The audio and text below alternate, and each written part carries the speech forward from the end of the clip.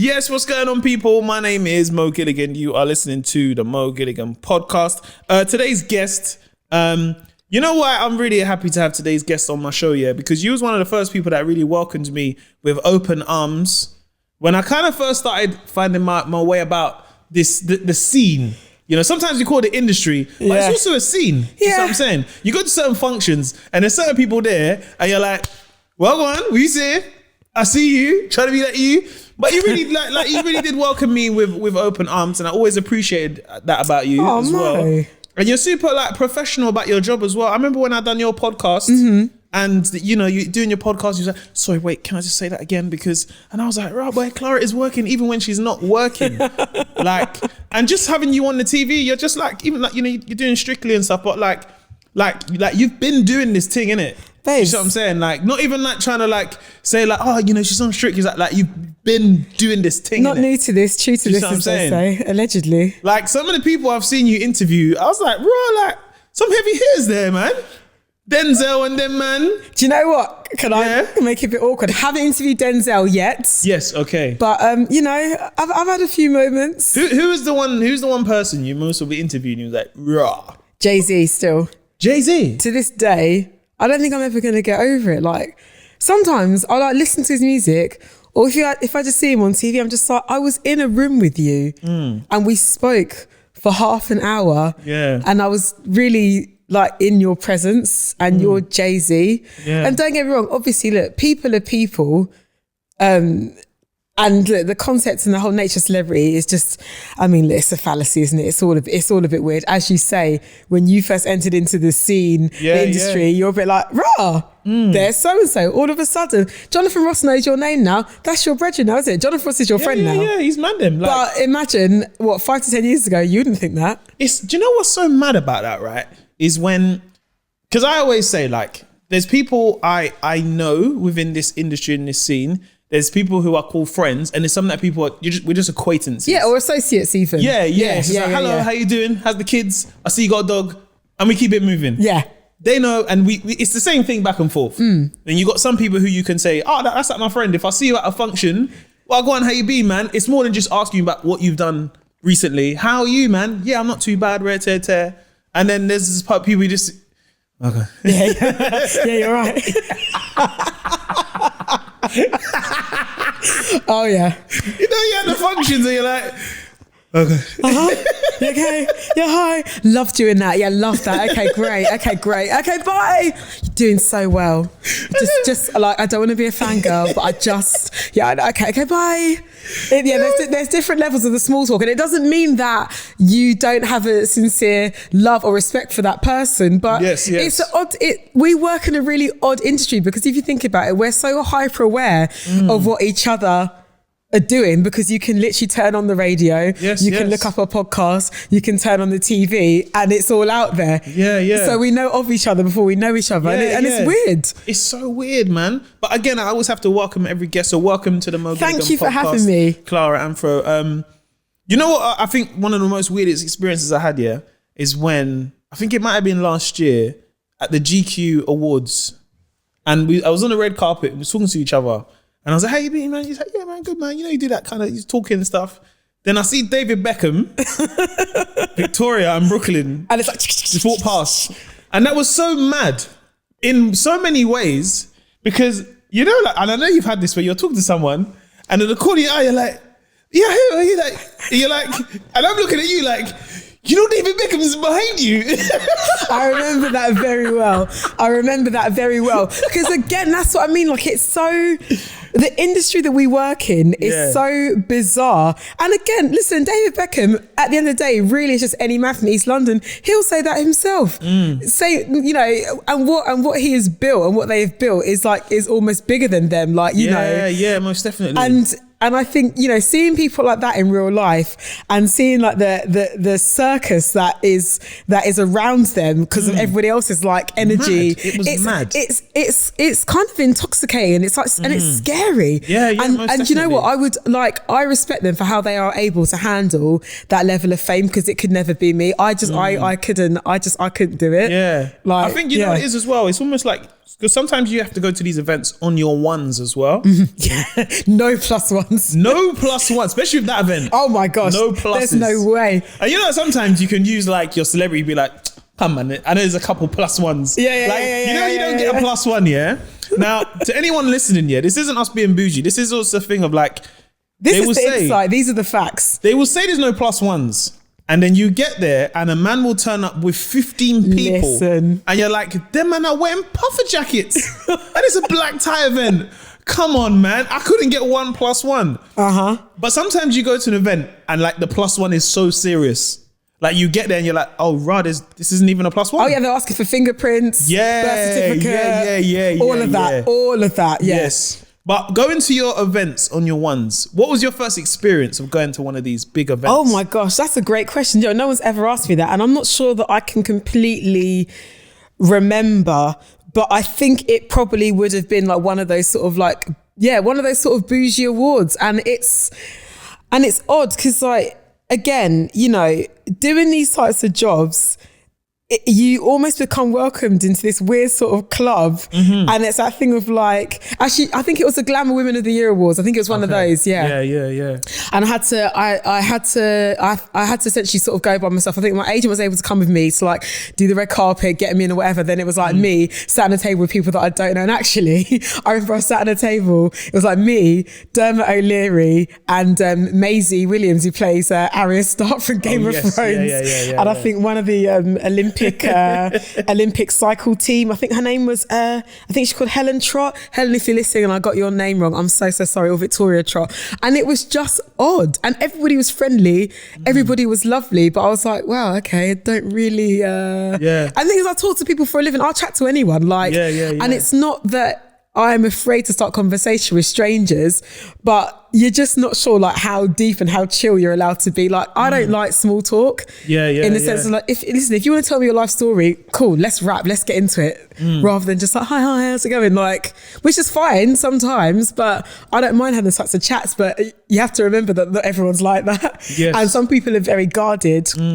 Especially with, you know, the type of fame that they have to deal with and live with. And I've definitely learned that along the years. Some people are super, super open because they're desperate for any kind of normalcy and somebody to talk to them like they are still a human being as opposed to a product. And some people are so used to everybody wanting a piece of them that they're very much like as out of protection, and I get it. So I think I just sort of go with my gut when it comes to that. You know, it's so hard as well. Like if you're in this space of, you know, you have to talk to people for a living, it's so hard because like you're saying, some people can be very guarded and you have to get these questions out. You're like, I need to know about the album, what inspired you, or you know, what's next for you. I'm not saying it because I want to be nosy. It's just that this is the job I'm here to do. This is the job you're here to do, to tell me about the album, to come on, give me something, man. And I think that's really testament though to your character, because you are a very warm and bubbly person. Do you know what I mean? And sometimes like you can use that word like bubbly, like, oh, I'm bubbly. Like not every, like some people say they're bubbly. I'm like, big man, you're not bubbly, innit? Like I'm bubbly, okay? You used to rob people's phones back in the day. He's not a bubbly guy, lad. You know what I mean? But you're very like warm person. Do you know what I mean? You got a very warm character about you. Thanks, so I wanted to ask you, like, when you got into this space, is this what you wanted to do? Yeah. Like, just like when you first started, was this what you really wanted to set out to do? It is. Do you know what it is? It's that thing of like, I almost knew before I knew, like sort of thing. Like, you know, I'm from a big family. There's 6 of us kids. You know, I'm the 5th out of 6. So like, I think I just always needed to sort of be heard in some sort of capacity. But yeah, I've just always been obsessed with like conversation. Like, you know, I messaged you the other day, but like, I loved your podcast. Like I listened to the Jamelia episode, which I loved. And like the Davina episode was like really good. There's such great conversations. I love to hear people speak. I just do. Yeah. And I'm just interested in people's lives in that sense. And I think, you know, through that sort of pop culture lens, I've always had an interest just because, I mean, I will always say this. I kind of nicked this from a mate of mine, Sharma, and she said it, and it really struck a chord with me. Like the day my parents got Sky TV, I'm not even joking. I know Sky don't sponsor this podcast, but holla if you want to get in touch. Holla at Mo. I'm here for the dollars. Support the guy. Here for the like, the day my parents got Sky TV was one of the best days of my life, because I was like, yeah.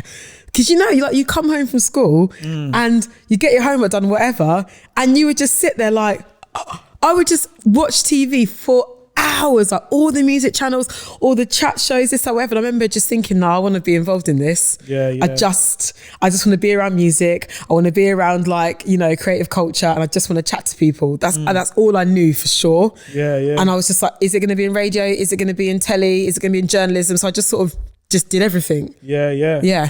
So when you say did everything, what was like your first like real start of like before any kind of, let's say like Radio 1 and stuff, what was like the real boom, this was the start? I think it was, do you know what? It was like those, you know, you just have those like lazy Saturdays and Sunday afternoons at home. Yeah. Especially when the weather was like shit and it'd be like raining. I would just be in my room, just like listening to the radio for hours, like making up my own little shows. Oh yeah. Yeah. And I'd be like, hi, it's Clara. And I remember like, it was like one school trip. I think we'd gone to, I was like the British Design Museum or something like that. And Capital FM had like a little pop-up in there, and you could like make your own radio show and then like take like the CD like home with you of a recording. And then, and basically all it was, it was just some person who would have worked in the museum and they'd stick like a Capital sticker on the CD. But you were like, yeah, this is official. I got a demo. And I remember I did it and I was like, oh my God, this is, I've still got it at home actually. Yeah. I remember thinking, I've made a demo for Capital FM. I'm going to be a radio presenter. And it just clicked. I was like, this is going to be me. Was that where you wanted to be back then, Capital? Yeah, because I used to listen. I listened to all the radio though. That's the thing. Like, you know, oh my gosh. My dad would always have all different types of radio on in the car, whether it was like classic FM. Like, so my dad used to love classical music, like God rest his soul. But then we grew up with a lot of like high life music in the house, because Ghanaian, shout out to all the Ghanaians listening, watching, because I know you're out there. We can't be escaped, TVH. I mean, you've done 23andMe. You're Ghanaian, aren't you, surely? Listen, I'm Ghanaian in a past life somewhere. There we go. You see what I'm saying? Welcome. I see you, Kweku. I see you. But I'm also Nigerian. I don't want to lose anyone. You're Ghanaian. Jamaican you're as well. Ghanaian. Don't worry about it. Don't worry about it. Somalian. I'm a bit of everything. Akwaba. I don't want to lose my audience. He's Ghanaian, everybody. But yeah, I just grew up listening to all that different types of music and radio and stuff, and I just thought, this is just gonna be me. It's weird, like the sort of it's not even the arrogance of youth, but you know, like when you're like 13 or 14 and you've got an idea about something, no one can tell you anything. I think there's something really cool about when you are a teenager and you're in that space of like, oh, what do I want to do? I really like this. And I really love the way how like teenagers can really home into something where they're like, right, I'm going to go all out for it. And I think that's most probably your most important time, because I always say your 20s is really your year to experiment and see what you like. But your teenage years are the years where you start finding yourself. Do you know what I mean? You'll find yourself, you might like this, you might not like it. That's okay. I think you should always, you know, tell teenagers from 12 up until like 19, even 20 sometimes, say, just go for it, innit? It might work, it might not. I remember when I was a teenager and we was all like ready to go to college and everyone's, I'm studying business.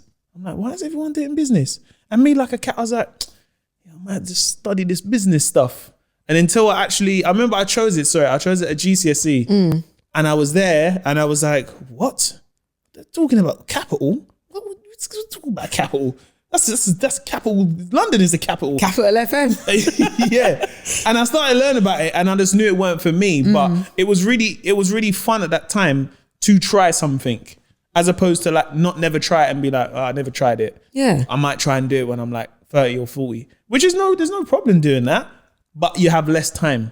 Exactly. And I think, you know what I'm saying? Between the ages of like 12 to 19 particularly, you can just dream like an absolute fool. You can, you know, you're just given this space. I mean, ideally, because again, we know, look, you can't help what you're born into. And there are, unfortunately, there are systemic things, you know, that can prevent you from thinking that your dreams can't be realized. But essentially, between those ages, it's such a potent time where you think, you know what, I can really just be anything I want. Who is there to really tell me no in a lot of ways? And it's so special. And you know, like you know, like on my commute into work, you'll see like these like school kids and I just think, wow, you're so lucky. Like, I know you probably hate school and you think that school sucks and it's long, you know, you get in at 9 a.m, you're tired and you're waiting for the bell to go at 3:30. You're thinking, fuck, get me out of here. But you don't realise like how precious and how golden this time is. Oh, listen, you know what's mad is that being now, you're in a space of like there's adulting, and then you're an adult. Yeah. Like adulting, as I said, you can do that from like 25 upwards, where you'd be like, oh, right, I feel like I'm doing some adult stuff. You're like, okay, cool. Like, I'm paying council tax. Right. That might feel like a big deal when you're 25. But listen, when you put your name on a tenancy agreement at 30, different stuff. Woo! When you got to put yourself on the electoral roll, whoa, yo, listen. When I put myself in the electoral roll, I was like, what? Man's in the electoral roll. You can find me, you know? Yeah. I walked in. I remember I had to vote. You got your name? I was like, what do you mean you got my name? Man's on the list, innit? Look me up, man. My name's down. Man. I know thing. We're cool. My name's on. Oh, man. Yeah, all of that. You know, that first tax return, all those moments, you're just like, okay, shit, yeah, I've got to do this now. Real life and then stuff. You look to that age and you look to that era and you think, wow, I had no idea. Yeah. Like how lucky I was. Do you know what's really mad about like when you're young, like when you're like between like, let's say like 12 to maybe like 16, it's that time of like, sometimes, you know, there is worries, and I think there's a lot of pressure of worries of, you've got to do this in school. If you don't do that, then I remember like they was telling us about work experience. Like it was the most important thing in our life. We had a big assembly. They called us all in. One of the head teachers like, okay, so some of you guys are going to go out there. This is going to be the biggest day of your life. And we're all sitting there like, rah. And then he said to some of us, and if some of you haven't got any work experience, you're not going to get a job. I said, what? That is some... I need to work anywhere, innit? And it's so hard because it's like, I think sometimes you don't realize, like, it's like anything. This mind is only like 13 years old. That's not long. Do you know what I mean? If you look at like from birth to a 5-year-old, you're a baby. You're still very young. You're a baby, I mean? But that's the thing, you know. But these adults, they know how to manipulate, like teenagers. I think. I don't want to say the manipulation is part of the basics of like teaching, to us, man. Yeah, I mean, you know they do. When you're in school, they'll tell you lies as well. This will stay on your permanent record forever if you do this, and you'll never get a job. I did my work experience in Miss Selfridge. Yeah, I was there for 2 weeks, and I thought, okay, I'm gonna learn about the business model of how retail works. Listen, I was cleaning up in the bloody the changing room. They'll give you the proper dickhead. And I was giving them like free designs. Like they will mine you for free ideas. I remember like I had to design like some t-shirts for them to sell. And I was like, oh my God, wow, I'm going to get some t-shirts made. I'm going to be a fashion designer maybe. Please, they took those t-shirts and they probably got them made. You think I got a damn thing? Of course I didn't, because I was 15 years old and they were using me for free. 2 weeks, another person in the store. Exactly, to get free intellectual property, of course. I think it's weirdly enough, it is also important. Like, I know I'm sitting here saying there's a lot of pressure. There is a massive importance though with the pressure that you sometimes put on these people. Like, it is important because you're going to go out into the real world and we kind of want you to be prepared. True. Because that moment when you first go to college, day one, people turning up in cars, some people just walking out. Oh my God. You're like, oh, raw, so I don't need to be here. I cannot even believe that I managed to just about get a college education. Yeah. Because our college, it was just like freedom. Because I went into like a Catholic girls' high school, which was like really strict. Like there were actual nuns who were like in the gaff, like it was serious. Yeah. And I remember thinking year 11, I was like, I need to get the fuck out of here. Like I had a good time, generally speaking. Like made some of my best friends for life, and had, you know, you just have those couples like special teachers who like are just amazing. Like for that, I'm not mad at my old school, but yeah, I couldn't wait to get the fuck out. And the minute I went to college, I was like, oh my days. I can wear my own clothes. Yeah. There's a cafe where I can buy like a Twix and drink coffee. And if I turn up to my lesson, the teacher's going to be, they're not going to like go mad. They don't care. College teachers are some of the coolest teachers because them man don't care. at all. All right, listen. Looking back now, like one of my film teachers was like always stoned when he was teaching us. Because I had a teacher that was just like our teacher from year 7 to it was our form tutor basically. Yeah. Because I can't even say his name. I don't want to incriminate man still, because you might still be working. Yeah. But if you're watching this, you know who you are, innit? Yeah. Yeah, one of my old like film tutor, and I know he's not at the college anymore. This guy called Nick. He was an that man was lean every single day. And like, if you turned up or not, he was just like, yeah, cool, you're right. Do you want to learn how to use a video recorder? Do you want to learn how to edit? Cool. If you're okay, see ya, bye. Yeah. Come through half an hour late. Yeah, you're right. Okay, cool. And it was just, and I'm genuinely surprised I managed to get any sort of like A-levels, but just about got away with it. Did you go to college when they had EMA, which you ran? Do you know what I did? But I didn't claim because I lived close enough where I didn't need. I wasn't in the bandwidth, so they couldn't. But I know those people. They just spend theirs on like. Oh my god, love your top. Oh, I love you. Oh my god, I just got my nails done. Yeah, I mean, look, with my struggle lockdown nails. Do you know what was mad about EMA? Right, is that when I look back at it now, I'm like, what was they doing? Free money. You know, there's that meme. What are you playing at? Like. When I was like, at the time, I was like, please, I'm here for the check, man. Like £30 for free a week. £30 a week to turn up. Yeah. When I remember in St. Lucia, and I said, yeah. Don't tell me you saved yours all up. No. I went to St. Lucia and they said, and I was like, yeah, when I go to college, like they give us money. They lost their mind. They're like, what, to turn up? You're getting money to turn up? I said, yeah. Because they said, why? I said, well, because some of us won't go. It's like, but you don't want education? I was like, well, I do, but if I go, I go. If I don't, I don't. And if there's an incentive, I'm gonna go. Yeah. And the maddest thing about EMA was that you get a bonus for no reason, just for going. You'll get a bonus at Christmas just for going back. Incredible. And I was like, why? One, I don't ever think that should have happened. Like looking back at it now. Oh yeah. I was sitting there, I was like, there were people cheating the system, people that had a side job and EMA. And the people that really needed it. And I definitely did see that like in full effect. I don't think it was a mistake per se, but I think they could have got a better vetting system. Oh, 100%. For sure. 100, you just had to fill out a form. Yeah. That was it. There was no real way to check. Like, yeah, well, I earned this much and yeah. You know what used to crack me up at EMA is that obviously it's tier system. So majority of people got £30 or if your parents' income, you might get 20. Some people still applied and got £10.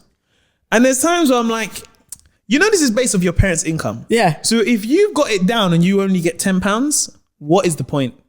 It's not for you. Just take your parents' money and just live like, you know, the people that wanted to be oppressed. Oh yeah, of course. Oh, absolutely. Yeah, man. Got my £10 still. Like, okay, yeah, but you're going back to your parents' like massive 6-bedroom house in Richmond. Cool. Yeah, them. Oh yeah, like, come they on. got bare privilege, but you still want to be oppressed. Like, Come you know, on. why do you want this? Why do you want to feel like this? Yeah, man, I have to catch the bus too. What? What do you mean? What? Bro, we all catch the bus. You said it like this is some like hindrance to you or something. Like, dude, like just catch the bus that everyone else is. Yeah, I've got to catch the bus, man, and it's £10. It gets me, my monthly bus pass, and I'm like, bro. And that same person. So, what did you do over the summer? Oh yeah, I went to New York with my dad. I was just hanging out at his work. What does he do? Oh yeah, he owns like a little graphic design firm. Don't worry about it. Okay, you know when they just say, yeah, my dad works in business. Yeah. I'm like, bro. Yeah. What one, man? What business? What has he got? A corner shop? Or does he own the corner shop? What is his business, innit? Does he own Cost Cutter? Yeah. Or is he just working in the corner shop? So I want to ask you now, you're in radio, yeah? Yes, babes. You took over from Fern Cotton in 2015. I did, yeah. Okay, research, come on. I gotta drop them in there. How was that for you? Because when you're in this space now, you're doing radio, you're doing TV and stuff, but whenever you're taking over from anyone, it's always very hard because it's like, oh, but we love that person and you're the new person. We want to like you, but I don't know you yet. Yeah, I'm still attached to this old person. How was that? What was that like? It was a lot of things, to be honest. It was exciting, but it was scary and it was tough. It was really, when I look back now, it was really overwhelming, and I'm happy with how I dealt with it, actually, because there were certain things I could see happening, and I was like, you know what, I'm going to nip that in the bud, because if I allow this to upset me, I'm just not going to be able to like do my job. Because look, you know, we're creatures of the habit, aren't we? Right? We don't like change. And you know, the broadcasting industry is very much built on you want to do any sort of broadcast, whether you're doing like comedy, presenting, acting, or whatever. It's about gaining people's trust, isn't it? It's about saying, look, I need you to trust me, to come into your home via your radio, your phone, to like, you know, to do something for you. Excuse me. And again, it's about getting people to trust you. And Fern, you know, had been on TV and radio since she was 18, like 19, not actually earlier than that, like since she's like 13, 14. You know, the country had literally seen her like growing up. Like, do you know what I mean? Like, and she's like your quintessential sort of like girl next door. Like, you know, like, and Fern, she's a good mate of mine, and she's a very sort of like, Fern is the first person to tell you, like, she's like, listen, babe, I'm not rock and roll. She just wants to be like, she just wants to like do her projects, which she loves. She's like so dedicated to her kids, her career. She just living her life. She's never been one of these sort of like, oh my God, look at me, like type people. Yeah, she seems like good vibes. Because I remember when she was on Celebrity Juice. Yeah, and, exactly. My man would always get at her, but she just like, she give it back as well. Oh no, for sure. You see what I'm saying? Yeah, like she's wholesome, but she's still feisty. Yeah, do you know what I mean? She's got that balance of that. You know what? You see, she reminds me of the person, you know, like, let's say you're in a bar and like someone barges you. Yeah. She'll back your beef. She'll like, you're welcome, or excuse me. Yeah, she'll excuse me. Can I just say that was really rude what you done to my friend? Like, how dare you do that? I don't think she'd go that far, but I think she definitely gives like a good side and be like, anyway, back to ordering our drinks. She's that kind of energy. But yeah, like Fern's she was a very like, you know, still is a very like beloved like broadcaster. And I remember thinking, oh fuck. Oh, this is going to be scary, because let's just call a spade a spade. We are polar opposites in so many ways, right? You know, Fern is this like beloved, like white lady, like, you know, the England at that point was just very used to seeing. Yeah. And here comes me. We're talking 2015. Yeah, wasn't it, which seems like ages ago, wasn't that long ago. And things have changed massively since then. There's still a lot of work to sort of do with like, you know, diverse voices and faces and stuff. But, you know, like, it was quite a white space that I was stepping into. And we're talking about big Radio 1 as well. Yeah, and do you know what I mean? Drive time shows, breakfast shows, they're really at their height, I would say, around that time. No, for sure. And it was really, really scary.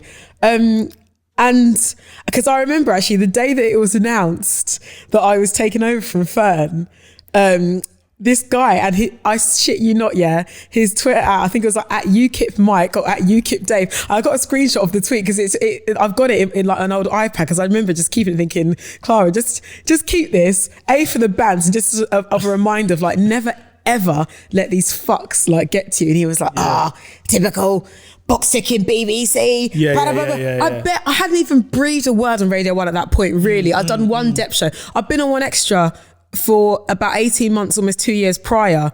Hadn't even done anything. And that was what I was being met with, as well as a lot of people who was so supportive, like, yay, Clara, this is perfect. This makes so much sense. So excited to see what you're going to do with the show. You know, so I'm taking on Live Lounge, which is like, you know, it's like an international brand. And people were so lovely and supportive. But of course, there were people who, you know, were mad about it, because it's like, who is this any black girl from One Extra coming through thinking she can like be in this spot? Like, because I remember actually, I think I'd played like one grime tune like my first week, but I'd also played like a rock tune or whatever, and someone was like, oh, see, look what she's texting. She's changing. Yeah. Changing it. Yeah, she's changing. And it's just like, and bearing in mind, like my other white colleagues had played like similar tunes, but because I was doing it, it was this, and I thought, oh, you know what? It was scary for that, because it's just, you know, you are literally talking to the nation, and you're acutely aware that,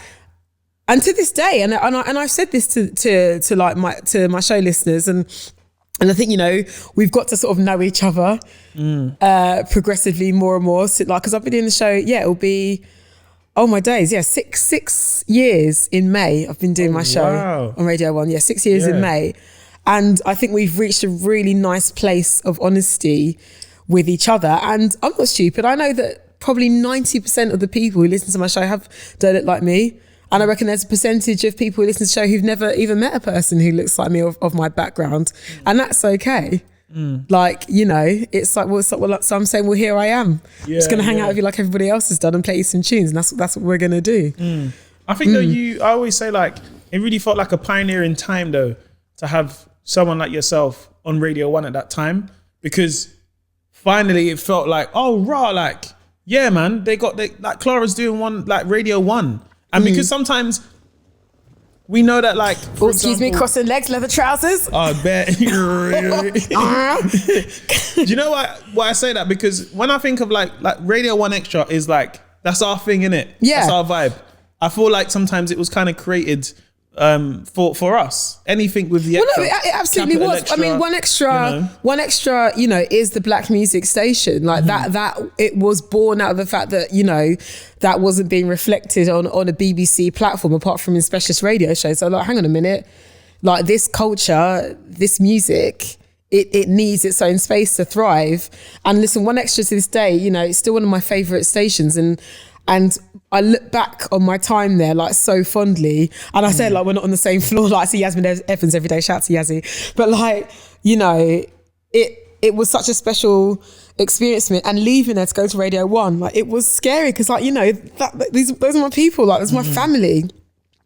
But I think the thing is, you know, going to Radio 1 wasn't scary for me skill set wise, because this is the thing, and it's not that I'm saying I'm a unicorn, because I think people need to get over this idea that black people can only listen to one type of music. It's like, guess what? I can talk to you like, you know, just as confidently about, I don't know, like some random punk band from like Reigate as I can about like the latest R&B singer, as I can about the latest pop star or like housey. Like I can do it, like because I like all different types of music, and that's okay. Because and I remember like a guy that I used to work for at the time, he was like, the thing that's so good about Clara is that she can talk about Foo Fighters just as well as she can talk about Destiny's Child. And he would say it in this really, and I know he wasn't trying to be patronising. Yeah, I know you need it. But he'd say it in this really particular way, like I was this sort of like unicorn, like, guys, guess what? Black people don't just listen to R&B. And it's like, no, I know. We've been knowing, like, see all these really popular types of music. Do you understand like the lineage and the roots?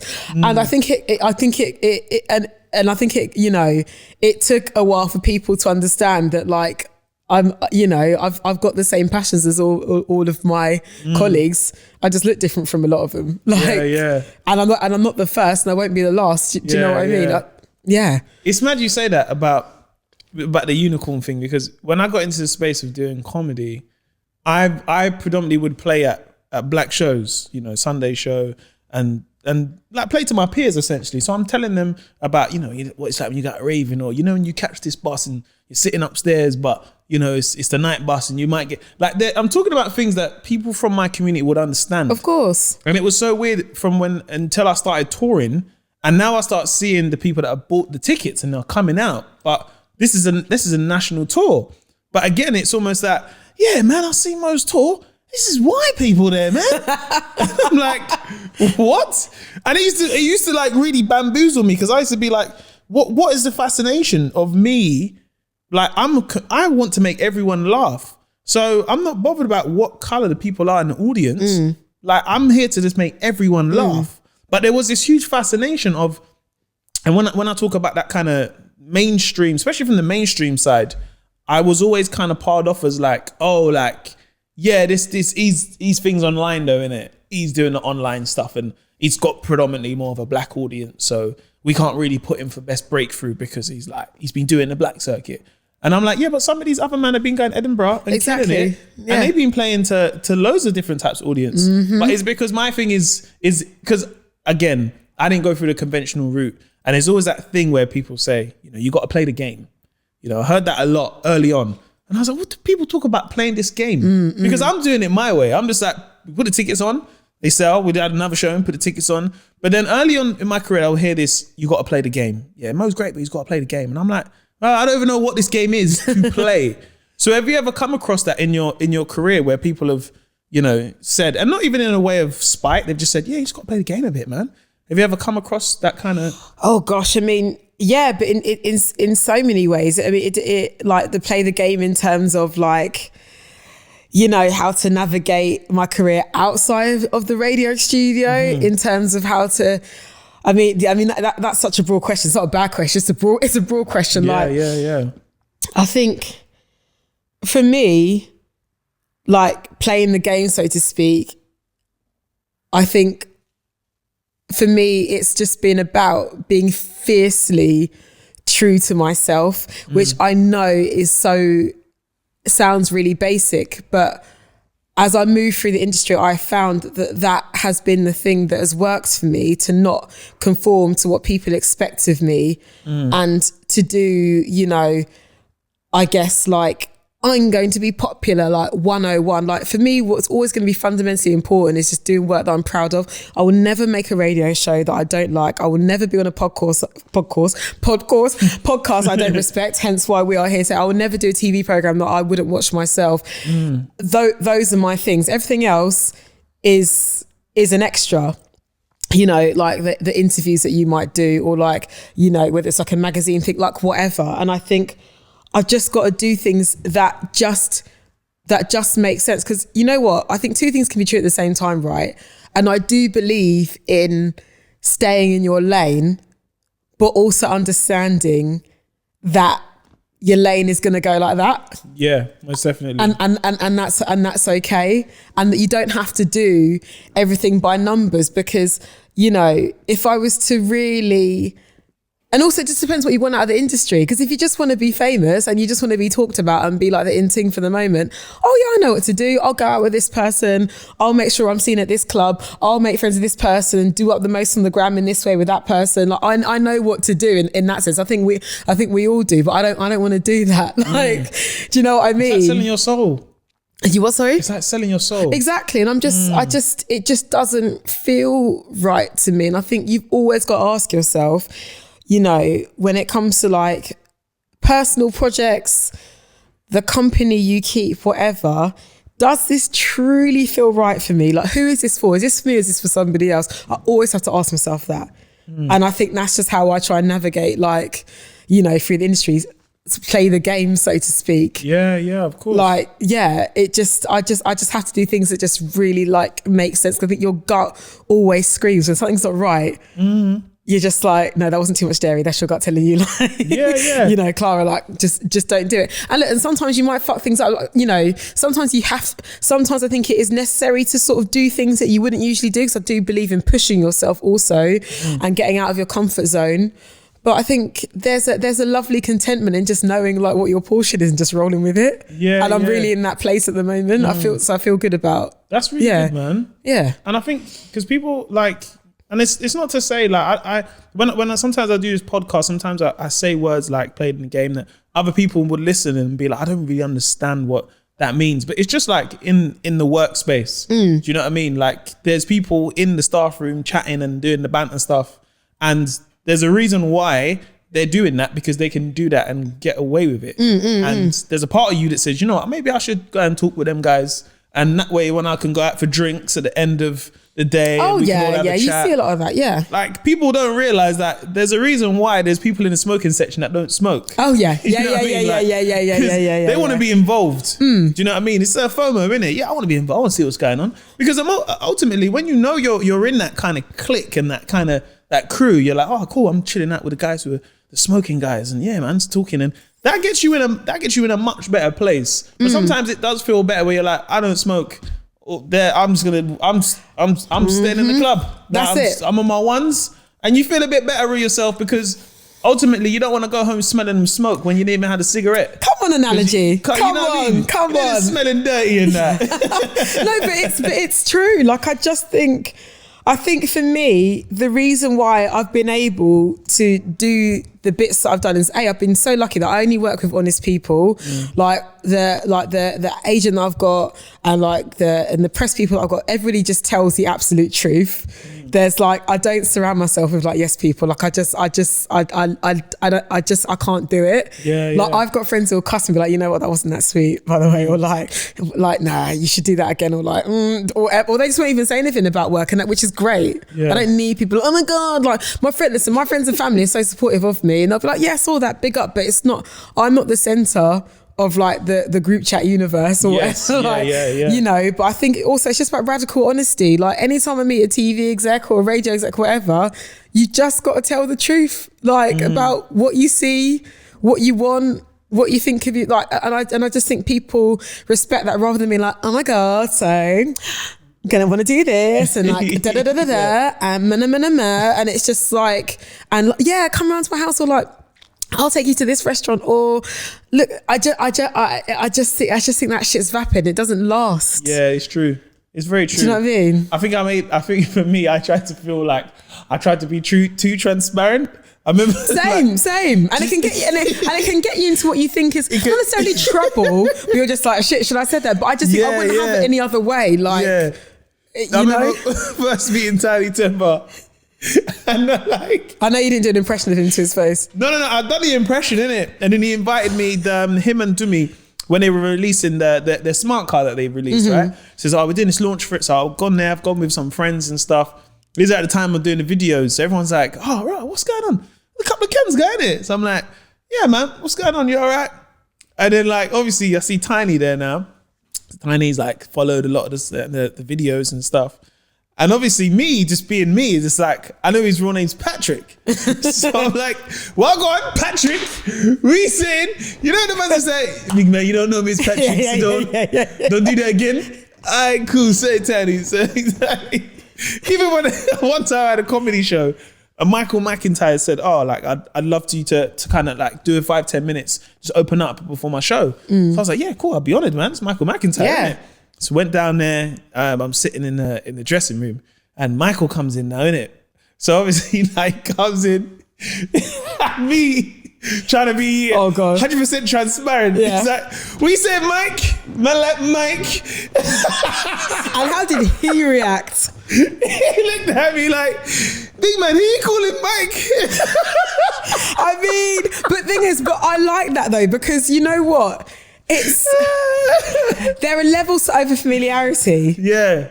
But also, this is who you are. No, it is. Yeah. But there's also a thing of I could have just called him Michael, innit? Yeah. So I feel like there was parts of me early on, I felt like I was overdoing just trying to alternate be myself. But it's let me just calm down, innit? Let me just calm down. Nice to meet you, Michael. You all right? How you doing, man?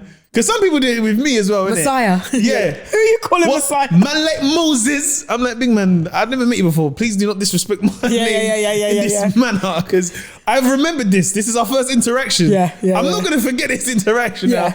And how I feel about you, you're just going to be a dickhead. I might grow and you could be my best friend. Yeah. But I will never forget that. And when I'm comfortable to tell you, I'll say, do you remember that first time I met you? Oh, yeah. Big man, you called me Moses, you know? I didn't really like that, you know? Oh, swear down. Yeah, you're cool now though, but still, don't do that. Yeah. I've got a friend, and I'm not going to say who. She's a singer, and she still doesn't know to this day. And we're cool with each other now, and she's genuinely a lovely, lovely woman, and she still doesn't know to this day. The first interaction I ever had with her was at a party, an after party, and she pushed me out of the way to chat to somebody, forcibly pushed me out of the way. And every time somebody would mention her name, be like, yeah, she's a prick.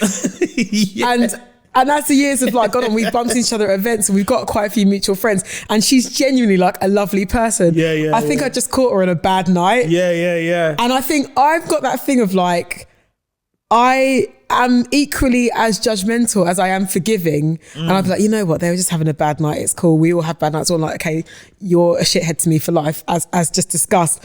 But yeah, it's just, but that's the thing. I know she's lovely, but I'm always going to remember that she pushed me at a party.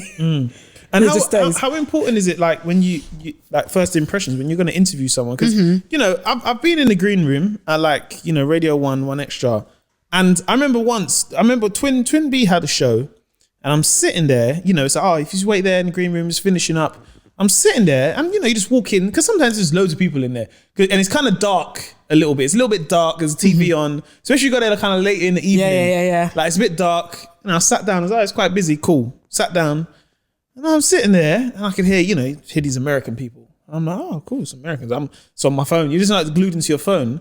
And I looked. I'm like, oh my days, that's Quavo. Raw. Quavo is sitting next to me. Oh my days. Then I looked, I'm like, take off. Oh my God, the Migos are here right now. Little Yachty's like there. The way I'm trying to angle my phone and try to get footage of like, oh my days, if I can get a little something for the snap. And then as I'm doing it, there's a security guard who's like, let's say right where you are. Mm-hmm. And he's looking at me like, yo, big man, I see what you're doing, man. I don't want to embarrass you, but you got to stop. And the way I was like, just put my phone down. But every part of me, I wanted to, I think sometimes it's weird because when I first got into this space of getting into this, into this scene in this industry, you're very like, all right, amigos, I want to get a picture. Like, but you realize I'm here for work. You guys are here for work. Correct. And I like your music. This is at a time when I think Bad and Bougie had just come out as well. Right, oh yes, they were huge. Yeah. And I was like, I really want to get a picture or like just speak to them. Caption Bad and Bougie. Yeah. But they were talking about private jets. Right. It's like, yeah, man, the G5 and da-da-da-da-da.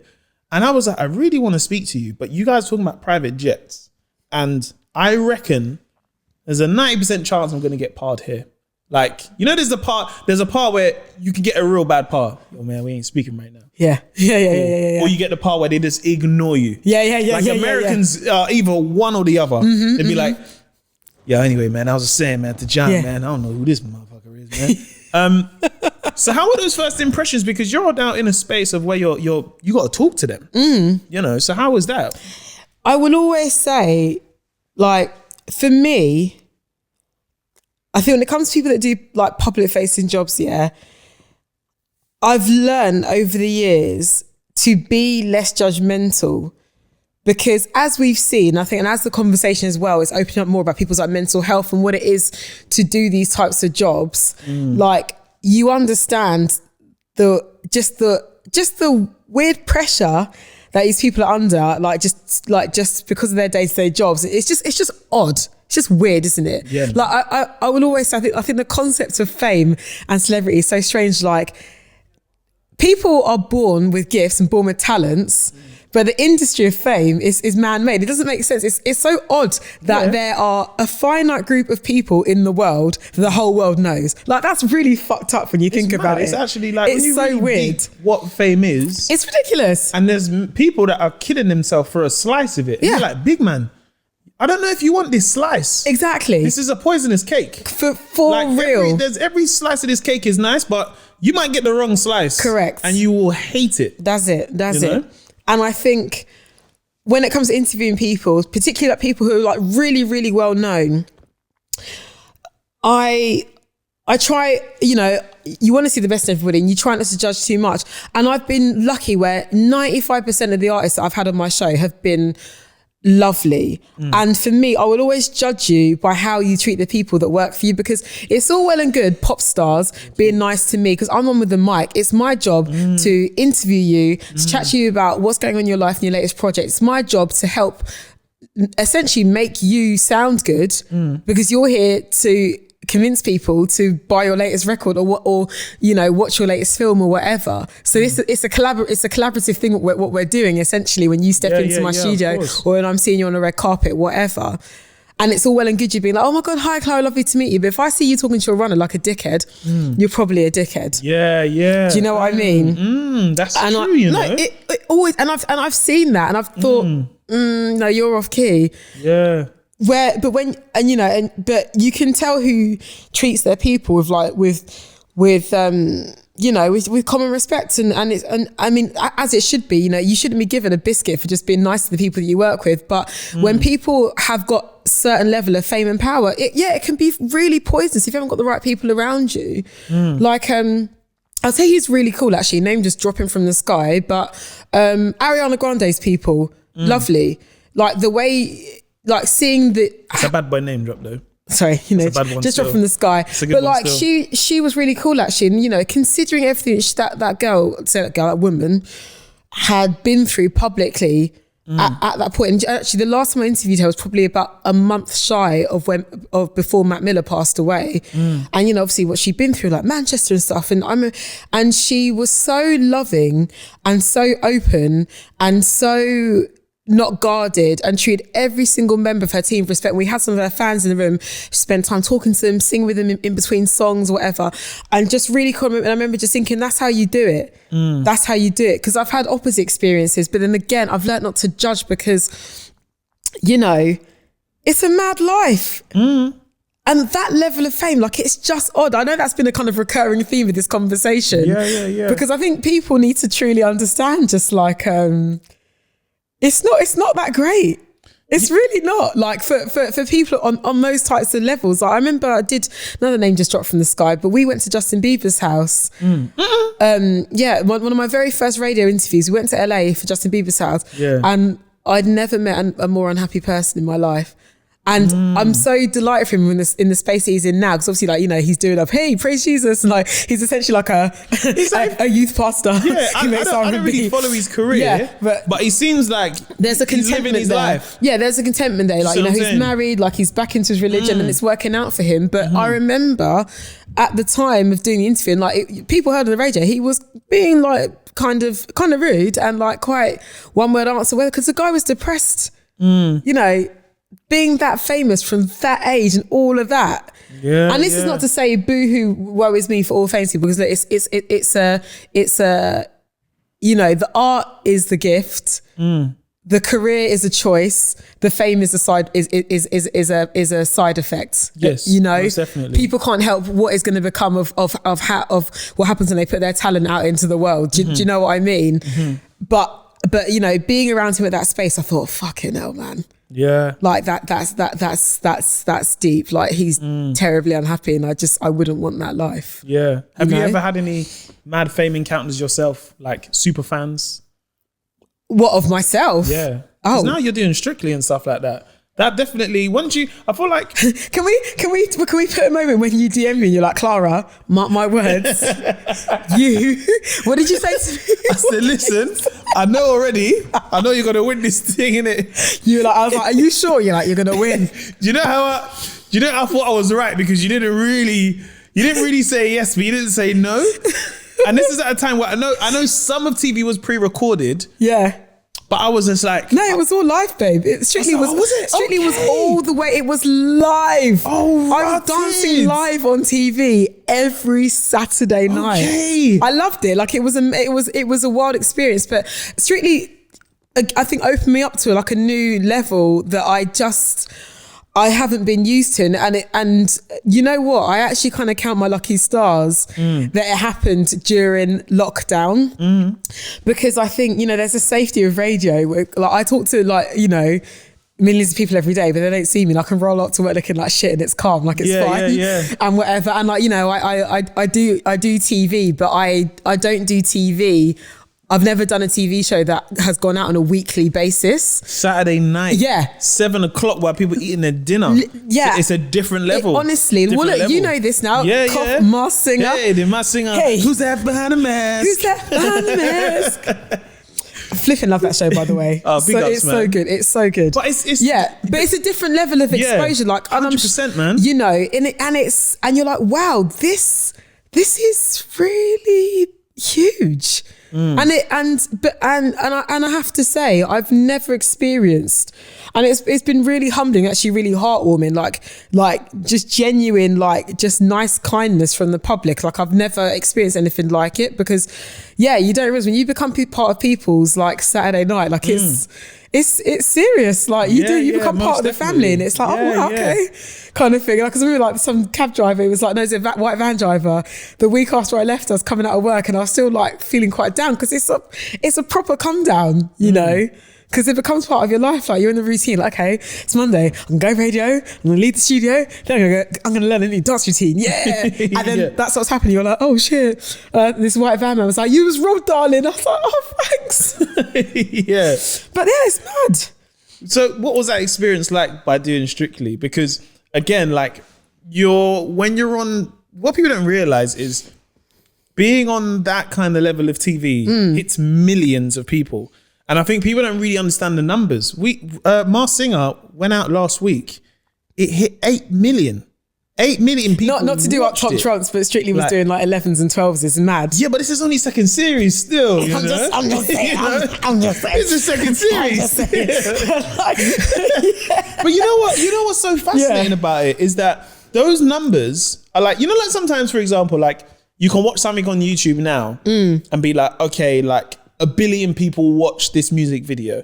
And you're like, I can understand that because there's people, it could be on in the shop. People just watch it when they're listening to music. I get how people can consume that video 1 billion times. But TV, when you still think of TV and you think 8 million people in the UK or 11 million people would watch you on Saturday night TV, and you're most probably really getting 2% of that on social media. Yeah. You're not getting the full 8. Mm-hmm. So you're doing Strictly. What was the decision to do Strictly as well?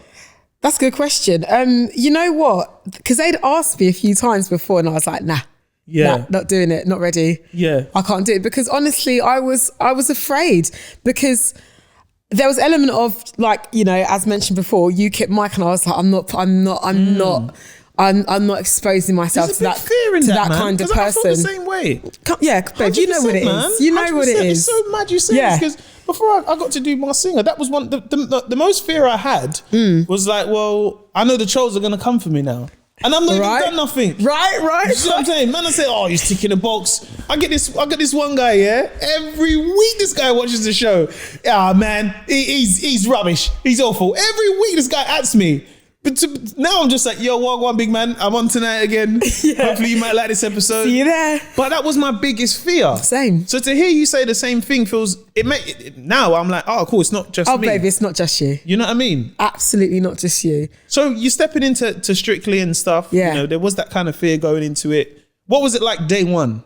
Like meeting your partner and stuff. Oh, it was wicked. Like Ali Ash, I couldn't have asked for a better partner. Ali Ash is just vibes. Yeah, like you two would get on. I like Ali Ash. He's like Savini and London, basically. Yeah. He's just I got my favourites in Strictly still. Yeah, you two would get on OT's like a house on fire. OT is life. OT, that's my girl forever. She's amazing. Like she's just vibes. Like, and I couldn't have asked for a better partner because the good thing about Ali Ash is that like he's serious about teaching how to dance. He's like, we're going to do the best job ever, but he's not like, if you mess this up, I'm going to shout in your face. There was I never felt disrespected by him, like ever, and like never pressurized by him. Like, if you don't do this and you've ruined it for both of us, it's not that deep for him. Like he's dedicated and he loves his craft, but it's not like his whole life. And I think that's why we got along. Yeah. We just wanted to have a lot, and we laughed every day. Because I think ultimately, like with that show, one, it always has that kind of, the negative is that, oh, if you go on Strictly, you dance and you get an affair if you go on Strictly. Like, so that kind of comes hand in hand with it. Yeah. But genuinely, like watching it, because I watch these shows now. I'm in my 30s now. This is what I do now. Yeah. I watch these kind of shows on a Saturday night. I get my popcorn. Sometimes get a takeaway because I'm like, well, this is my escapism. But also, you say 30s, everyone is watching shows. Oh yeah, especially from the now, age of like 100%. 5 to like 85. People are watching Masked Singer, Strictly. They're into these shows. Yeah. Yes, most definitely. So like when you're doing it now, you're learning dances. How hard really is it? Listen, like because you're learning a dance every week. Yeah. I'm not joking. To this day, one of the hardest but most rewarding things I've ever done, but it's so difficult. And I've always had a love for the arts. Always loved like theatre and dance. And I've always respected dancers, but my respect levels from now, even it was there, it's like, it's through the roof. Like the dedication, because they're athletes essentially. They need to be given the same respect as like your favourite footballer, your favourite tennis player, sprinter, whatever. Dancers like require that respect because it is such it's a tough life. And just like a professional footballer, like you've got good years in you to what you're about. Probably like, I don't know, like 39, 40, then you need to start potentially thinking of other options. Depends on the type of dance that you do or whatever, but they put themselves through it. And like to memorize all that stuff, to choreograph, like the vision, like the dedication, like it's tough. And there's some days, like we were dancing for like up to 10 hours a day. I was broken. Like, cause you're like, the first week I was like, yeah, this is gonna be jokes, wicked. And you're high off the adrenaline. The second week I literally wanted to die. And I was learning how to do this waltz and I was like, oh my God, this just isn't, And but then when you do it well, like, yeah, it's such a satisfying feeling, but it was really tough. My whole body just ached. So I got in the best shape of my life, like doing that show. Ate it all back on at Christmas. Yeah, come on, that's what Christmas is for. But yeah, which I'm happy with. You know, feeling juicy, feeling cute. But like, yeah, it was really tough. But listen, if they asked me to do it again, we'd do it in a heartbeat. Like, they do like a Christmas special. Like if they asked me, I would 100% do it. Yeah, like no doubt. Because there's times where I watch it though, and I'm sitting there and they're like, that was great, but the shoulders are just, you got it. And I'm like, come on, man. Come on, man. Lower the shoulders, man. That dance was good, man. Judging someone's shoulders because they're not there, like. Yeah. And I think if I ever went on it, you want to clap back? I'd be like, I gotta say something. Yeah. I respect your judges, but there's a part of me like, I learned this in a week. So I don't know. I think there's a part of me was I couldn't do that show because I'd be too real. I'd be like, hear what I'm saying. I know you're not giving me level with me. Yeah. Wait. Why are you giving me 6 big, man? Yeah. I learned this on Tuesday. And you give me 6. No. Yeah, one of my mates, he's an agent and he's got a client who's very well known, which I won't say on the thingy, but I'll tell you after, which I know is really annoying. But he's somebody that everyone loves, and like this person really wants to go Strictly, and my mate who's his agent is like, I cannot let him go on that show because I know everybody's going to be like, what? Why'd you give me an 8? Like, why'd you give me an 8? And he's just like, I can't have him go on that show. Can I ask you, did you feel a level of pressure being on Strictly? Because you're on Saturday TV, but was there a level of pressure of like feeling like you're representing the black community? Oh, of course. Come on. You know, Mo, you know what it is. You know what it is. Listen, it is not my job to raise people's kids. It's not your job to raise people's kids. But also it would be foolish of us both to deny like what it means to be a visible black person like in this landscape, because we had those people when we were growing up. You know, like June Sarpong, like if it wasn't for June, I don't know if I'd be able to do whatever. Like seeing Oprah on TV for the first time, like seeing people that look like you in spaces like that we don't occupy. Yeah, as well. It's you don't realise how impactful it is, and I think I used to try and run away from that quite a bit because I remember when I first joined Radio 1, it was like, oh yeah, oh you're a role model now. And I'd be like, don't call me that. I don't want to be a role model. Like, don't put that pressure on me. And I used to just it used to make me feel away because for me, you know, the phrase role model connotes a certain amount of, you know, expectation, perfection, which I don't have. I'm not a perfect person by any way means. Like, you know, earlier on, you're like, you're so bubbly. Like, I'm a bubbly person, but I can also be really fucking moody as well. You know, we're all fully realised human beings, and none of us are perfect. We're all just, you know, we're all just rolling through life, reacting to our traumas and our triumphs. That's what I always say. Yeah. All I could do was just go on that show and be me, but I'd be lying if I said I didn't feel a certain, it's not even like a pressure. Well, no, I guess it was a pressure, but self-imposed, because you don't want to let our lot down. You know, you don't want to let people down. And I think, and going back to what I was saying about, you know, how lovely the public were, for me, I can honestly say, like, don't get me wrong, winning the show would have been fab, would have been great to take away the glitter ball. But for me, the true sort of win and you know, like, I think things that I cherish from that experience was like, you know, getting like added in videos, these little black girls like watching on the TV, just like, rah, and like I got this handwritten card from this little black girl, and she sent me like a little mini like glitter ball, being like, "You're my winner." And she drew a picture of me, and like, you know, and my friend Taria sent me a video of her niece, and she's like, "No, I'm saying I want Clara to win," and I can't even like put into like I'm not gonna cry. Not gonna cry on your podcast. You suck it up, but Come I can't. on, give us the tears. We want the It's like, exclusive. this is me. You're gonna snap. You're gonna clip for the socials. But honestly, like I can't put into words like how much that means, and you know, like I'm going to be really annoying. I can't ruin it yet, but I've got something happening soon, which is the sort of personification like of that. And when I found out it was happening, like I literally started crying when I got the phone call. And you'll see when's this? I'm sorry, this is really annoying for your editor. When's this going out? Next week. Oh, okay. Friday. So yeah, you'll see in about 3 weeks' time. And when I found out about this thing happening, like I literally wanted to sob. And I think, you know, you're never gonna get everything right all the time. And I try not to like welcome in negativity in my life. I'm not trying to do like a self-fulfilling prophecy, but one of these days I'm probably going to do something that's going to piss a lot of people off, and I might be cancelled for the day or for the week or for the month, or maybe I won't be. Who knows? Who's to say? I might fuck up something, I might not. Like, you know, that's just the unpredictability of life. Because sometimes it does feel like messing up feels like that can be it for you. Yeah. And you know that some of your colleagues, it won't. And which brings me perfectly to my next point. This is the thing, you know, right? As black people in this space, and I think in life in general, you are not allowed to be like mediocre. You're not afforded that opportunity. You're not allowed to be mediocre, and you're definitely not allowed to make mistakes in the same way. Yeah, 100%. Otherwise it's a wrap for you, mate. Yeah, no, 100%. You know? Yeah, 100%. And I think, and being aware of that is, it's a bit daunting actually. But then at the same time, I think owning it and calling it out for what it is, I think takes away its power as well. You know, and I think it's okay to be able to interrogate stuff. Like, for example, like we see Serena Williams.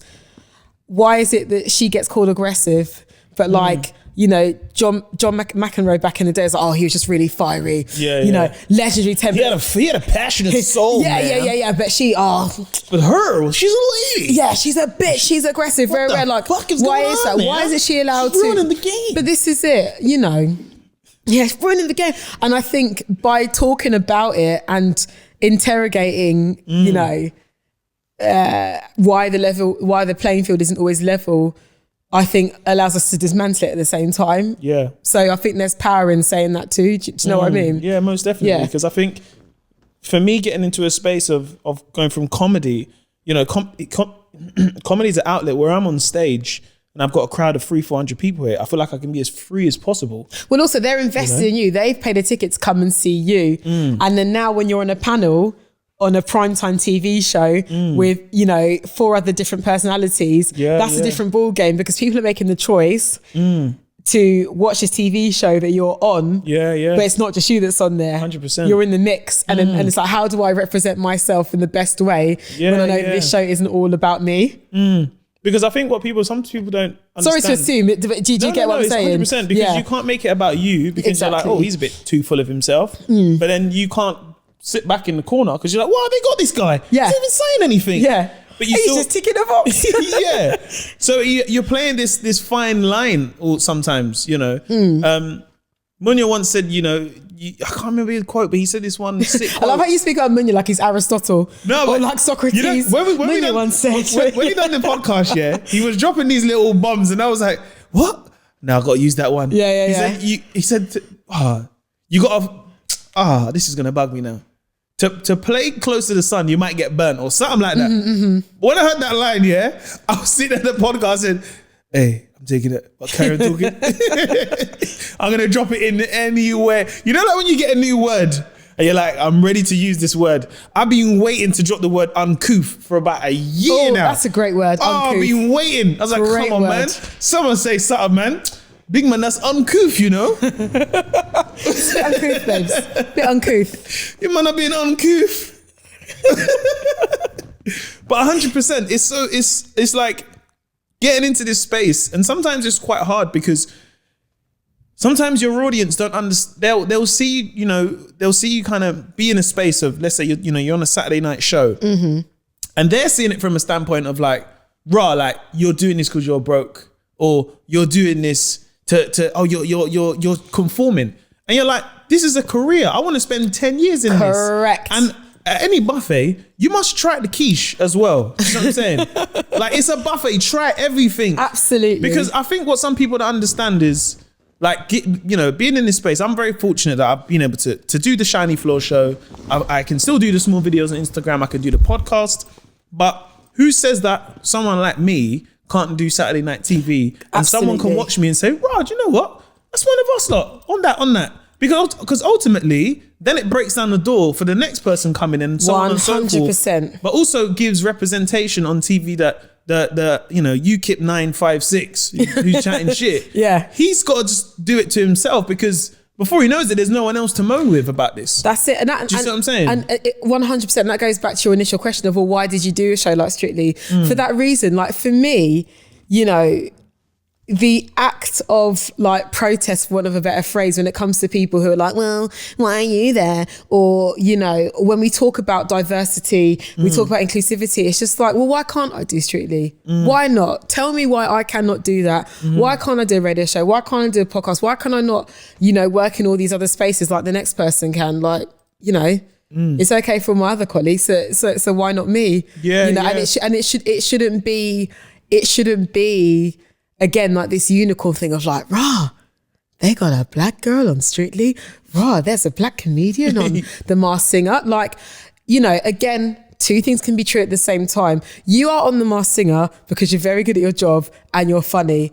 It just so happens that you're a black man, which is great, because people need to see that the UK looks like a lot of different people. Yes, most definitely. Simple as. I was asked to be in Strictly because, as you said at the start of this conversation, I've been doing this. I did Strictly because I wanted to, not because I needed to, because I love dancing. Yeah. And I thought this is going to be a really fun adventure. And yes, because I want to maintain a long career. And again, this is part of quote unquote playing the game.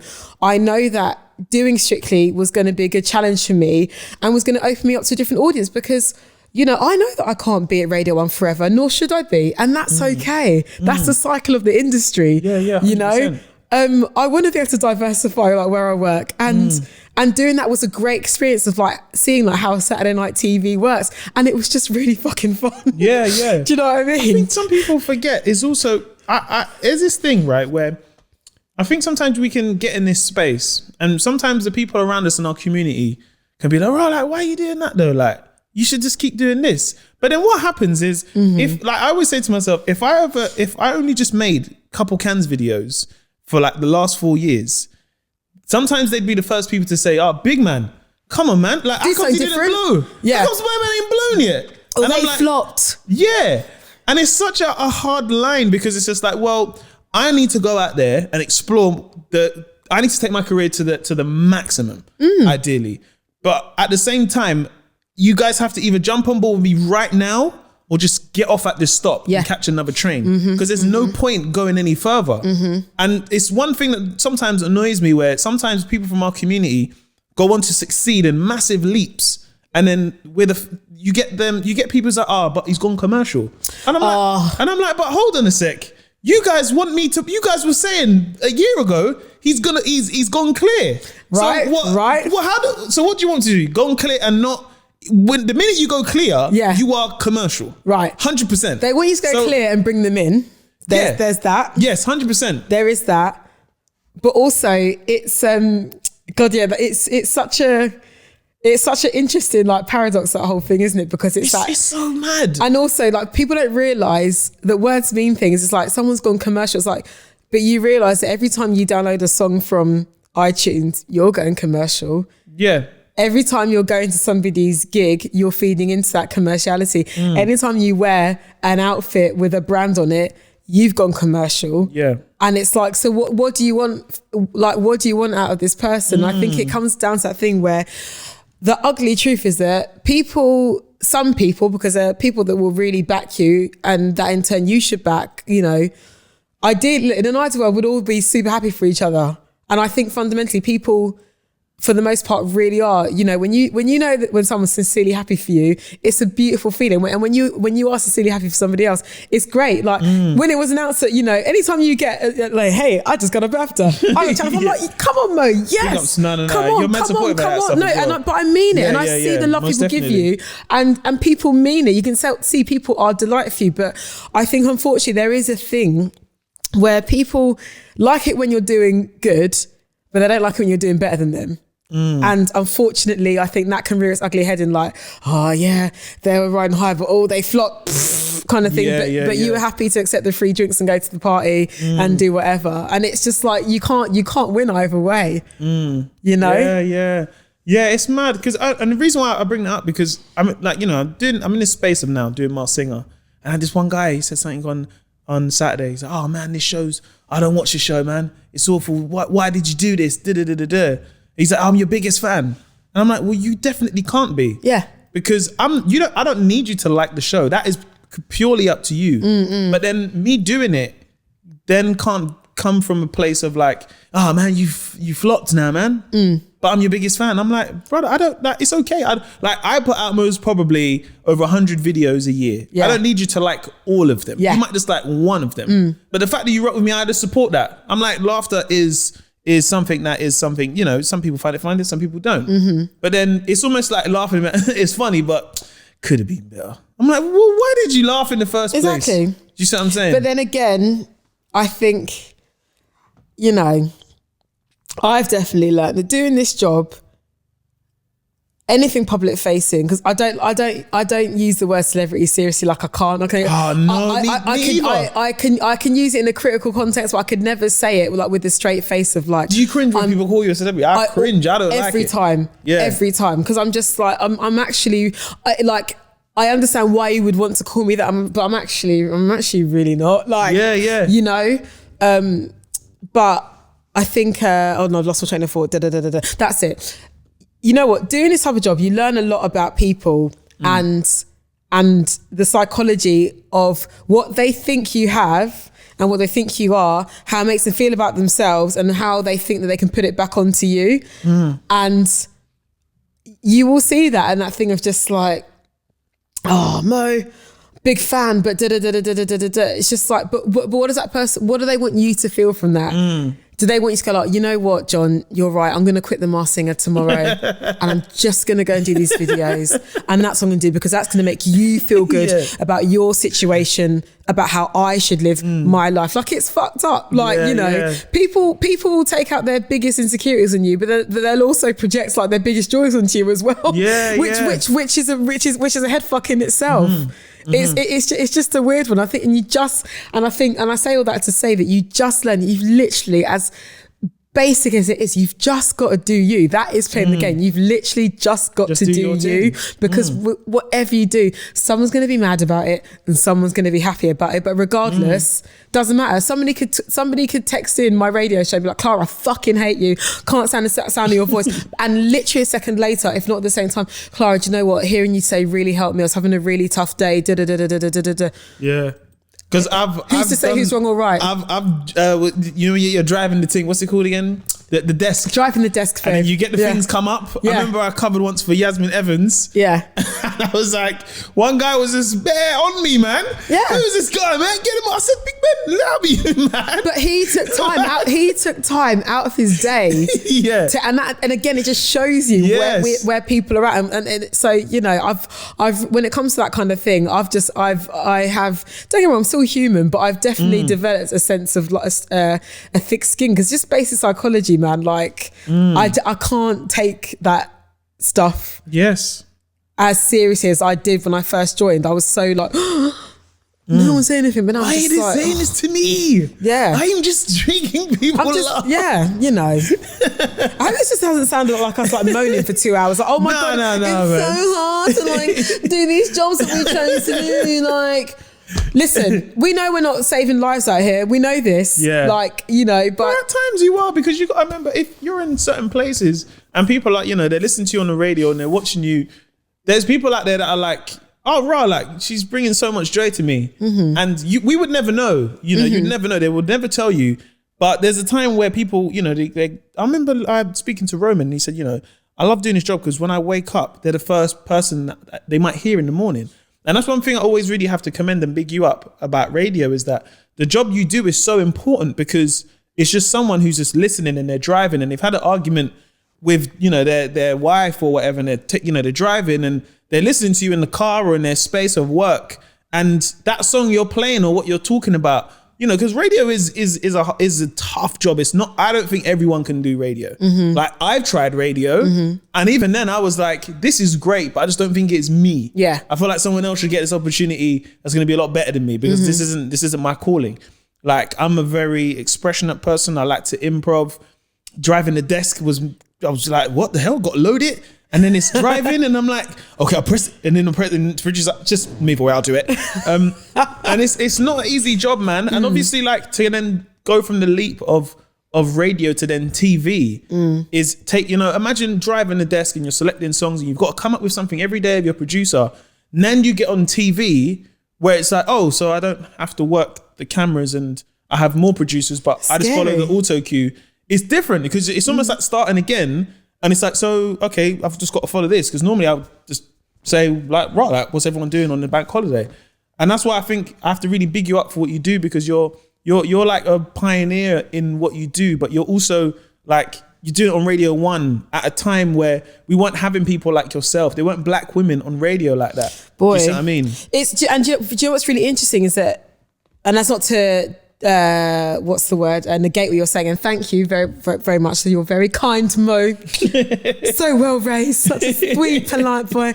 No, like, you know, there were black women who came before me, but there's almost been this like kind of incidental like erasure even.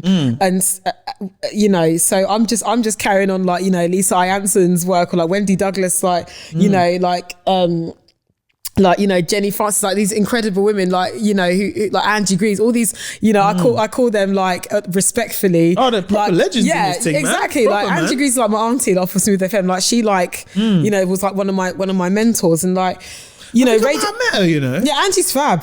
I think I met her on Carnaby Street.